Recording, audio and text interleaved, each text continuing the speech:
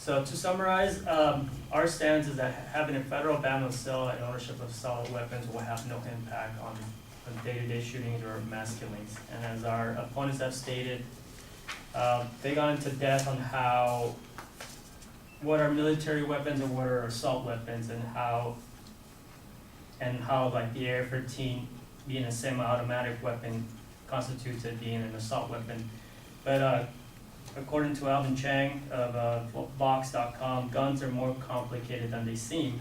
Guns aren't just one-piece objects; they're a collection of parts. So banning one model of gun isn't particularly useful because gun makers can come out with similar guns with just different names. So then trying to ban with the new ban, trying to ban guns, it's pretty difficult to pick specific guns which to ban. Also, they point out the AR-15 as being a military weapon, but according to the NRA, the AR-15 is not a military weapon. According to the NRA, the gun control supporters say that the semi-automatic rifles like the AR-15 are military-style weapons designed for war on the battlefield. To the contrary, though, the military uses fully automatic rifles, which are regulated as machine guns. And as stated before, machine guns have been banned in the U.S. The difference is that fully automatic rifles can fire repeatedly and quickly as long as you hold down the trigger. But a semi-automatic like AR-15 fire like any other firearm other than a fully automatic fires only once when you pull the trigger. So it doesn't shoot at a higher rate like a machine gun. And also my opponents, they brought up how Australia and their ban has been successful and worked, but to the contrary, it hasn't been as successful as it seems.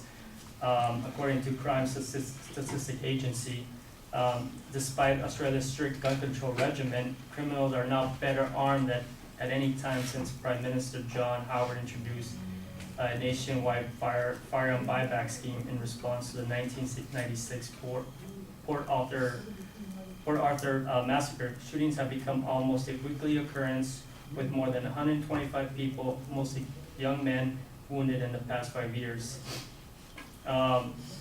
And they had and for Australia for it to work, they had to have a national buyback program where Australia bought a lot of guns back. But it's a little bit different over there than here, because Australia, according to the audit activity report, Australia spent $500 million to buy back around 600,000 worth of firearms.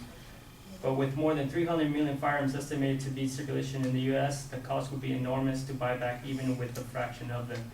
So in that term of the new ban, it would have to be different because of the same scenario. It pretty much won't work in the U.S.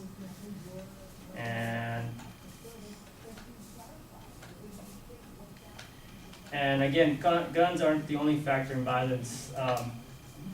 Other factors include, for example, poverty, urbanization, and alcohol consumption, and the strength of criminal justice systems as well. So we can't all blame shootings and everything just on people.